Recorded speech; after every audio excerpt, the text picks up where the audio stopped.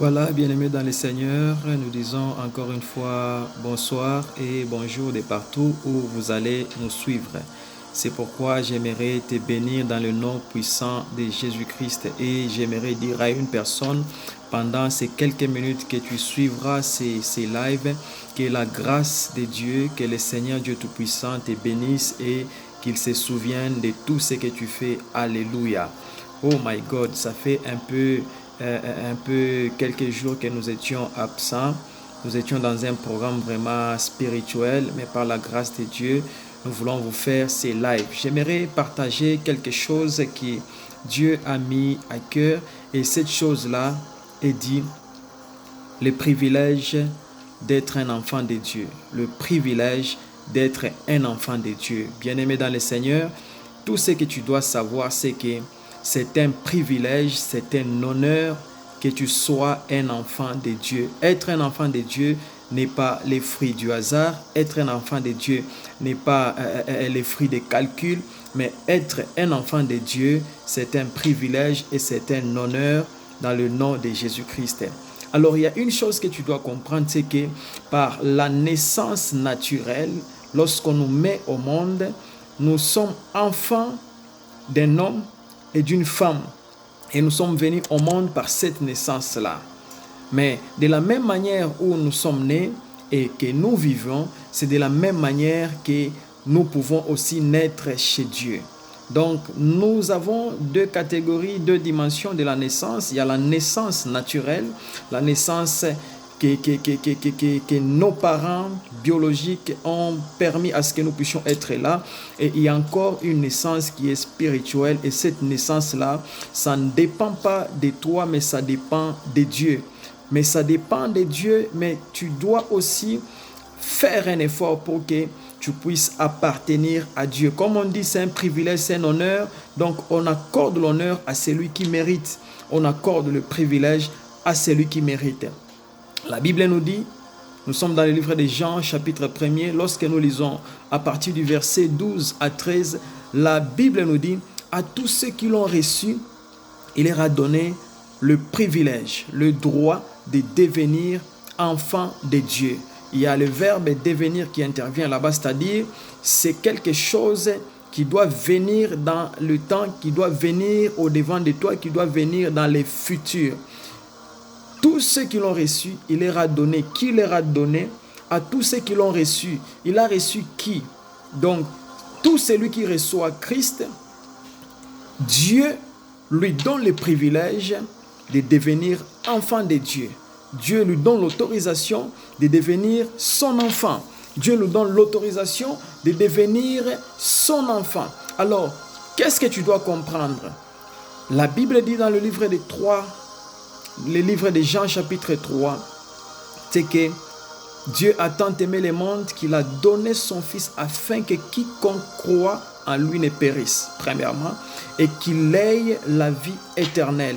Il y a une vie qu'on nous promet dans les futurs et il y a une vie présente que nous ne puissions pas périr. Alors ma prière ce soir, c'est que pendant que tu reçois Jésus, alors que tu as déjà reçu Jésus, que tu ne périsses jamais dans ta vie et que les choses que tu entreprends ne périssent jamais au nom de Jésus-Christ. J'aimerais te dire, il y a de l'assurance, il y a la vie présente et la vie future qui vient. Dans la vie future, on nous promet ce qu'on appelle l'éternité. Il y a le salut au-dedans dans ce qui est promis. Dans la vie présente, on nous promet la sécurité, on nous promet la bénédiction. Donc, lorsque nous recevons Jésus, lorsque nous recevons Christ, nous avons deux fois l'avantage dans la vie présente et dans la vie à venir. Alors, j'aimerais dire à une personne, c'est que lorsqu'on parle de l'enfant, nous devons faire une différence entre enfant et fils.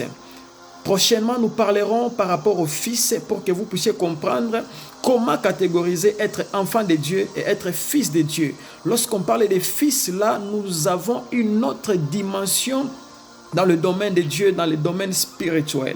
Alors, j'aimerais dire à une personne, c'est que lorsque tu reçois Christ, lorsque tu es avec Jésus, Jésus fait à ce que tu sois une nouvelle créature. C'est ce que le livre d'Épître de Corinthiens, il nous dit, si quelqu'un est en Christ, il devient une nouvelle créature. Les devenir, une nouvelle, c'est-à-dire quelque chose qui n'a jamais existé, quelque chose qui n'existait pas, c'est quelque chose de nouveau qui doit commencer.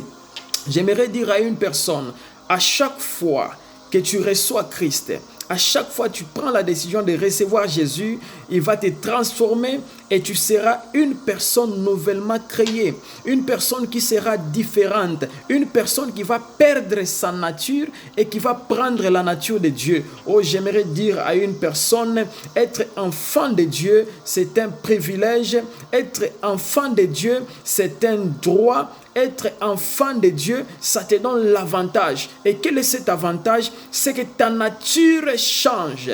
Ta nature change. Ton comportement change. Ta personnalité change. Tout de toi change. Ta façon de parler change. Ta façon de marcher, de faire des choses change. Pourquoi? Parce que celui que tu as reçu en toi influence à partir du dedans de toi et que l'extérieur commence aussi à subir cette influence.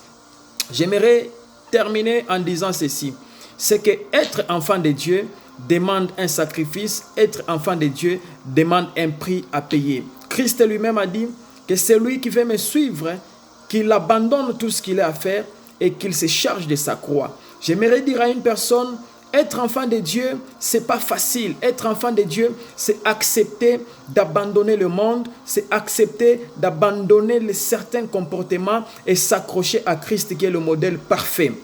C'est pourquoi je déclare et je proclame, je prophétise, tout celui qui va écouter ces lives, tout celui qui va écouter ces messages, qu'il obtient le mystère du changement et que des choses nouvelles commencent dans ta vie. Pendant que tu dis Amen et que quelque chose de nouveau puisse commencer dans ta vie, quelque chose qui n'a jamais existé. Certaines personnes ont fait des mariages, mais ton mariage sera un mariage nouveau. Certaines personnes ont acheté des véhicules, mais il y a un véhicule qu'on n'a pas encore fabriqué que Dieu a prévu pour toi. C'est pourquoi pendant que tu dis Amen, que les nouvelles choses commencent dans ta vie. Durant cette deuxième partie de cette année, que Dieu commence avec toi et qu'il finisse avec toi en beauté au nom suprême de notre Seigneur Jésus-Christ. Sois béni et partage ces lives et que le Dieu Tout-Puissant te bénisse abondamment.